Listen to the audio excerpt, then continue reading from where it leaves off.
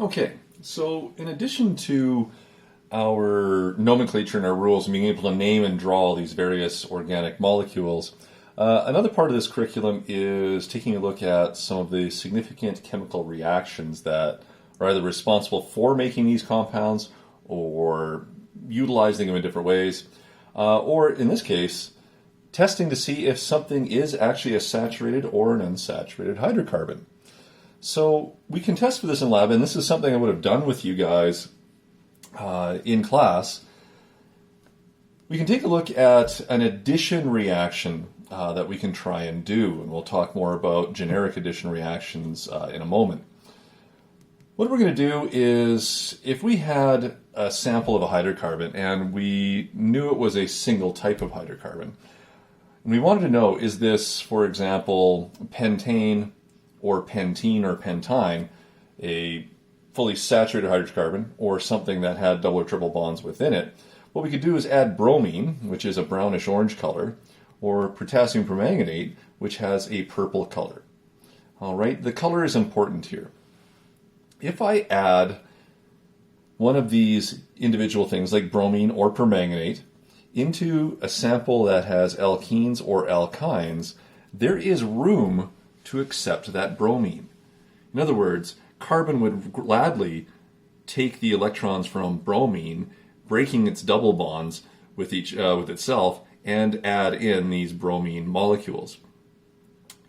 As this happens, whatever you added, the orange bromine or the purple permanganate, would begin to disappear and lighten in color.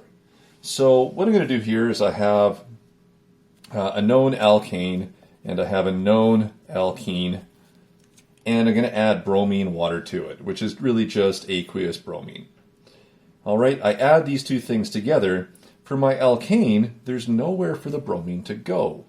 So the color that I added stays in the solution. But if I take this brownish bromine water and I add it to the alkene sample, I will notice that the color diminishes or even disappears. This means that it is reacting with the bromine, and at room temperature is kind of a key indicator for whether or not you had saturation.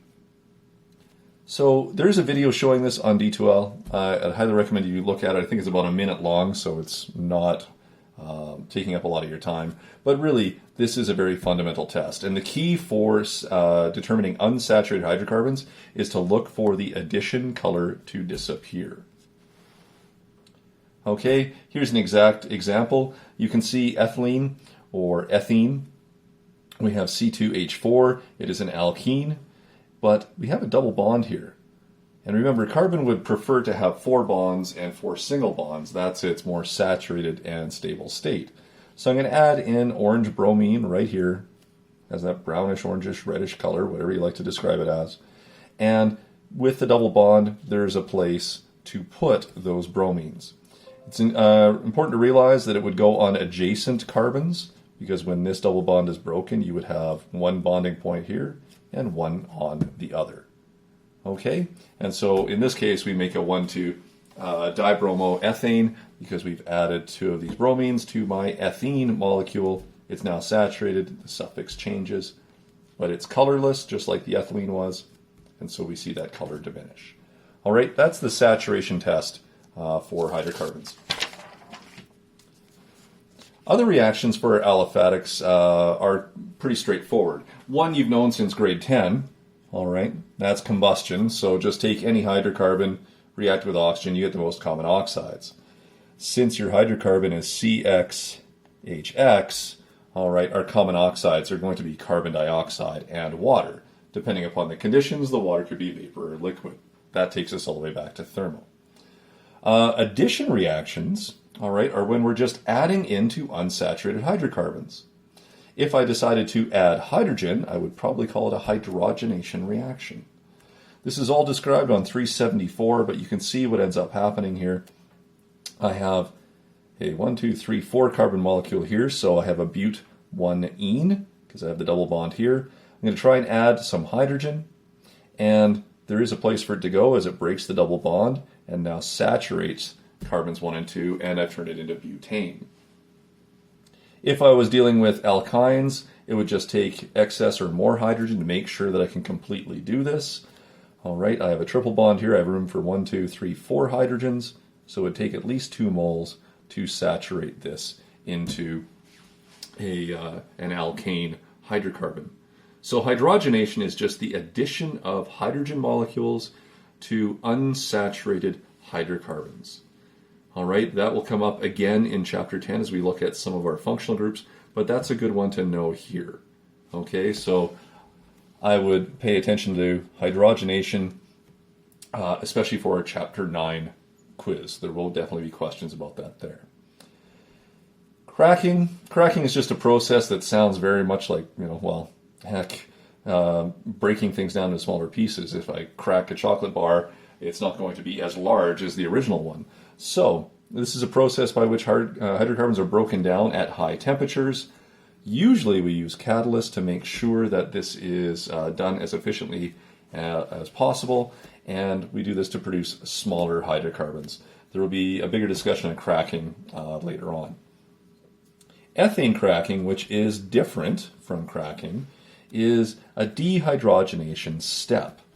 Okay, what we're doing here is we are taking ethane, and in the presence of catalysts, we are going to remove hydrogen to form it to become an ethene product.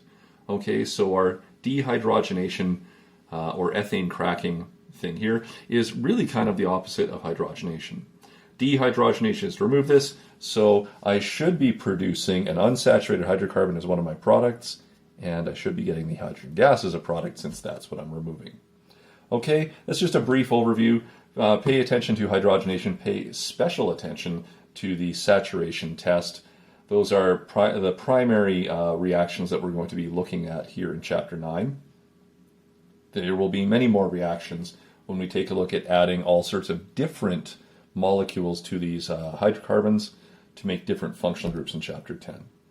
Okay, so page 374 to 380, read through those. Again, look at those examples. There's more examples there. They help support the ones that we've gone through here in video. Try a bunch of the questions, especially the nomenclature on 377 and 380. And then there is a lab exercise to do on isomers. This is great practice, okay?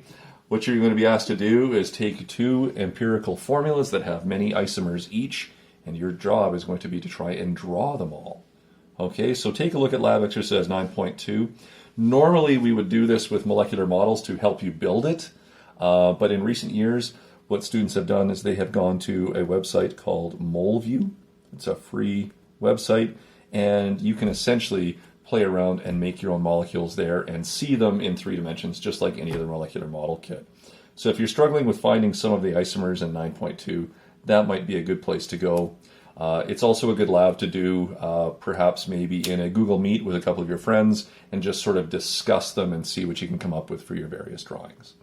Okay, good luck with that. That's 9.3. We're just about done. A couple more videos to go, and that will be the end of Chapter 9.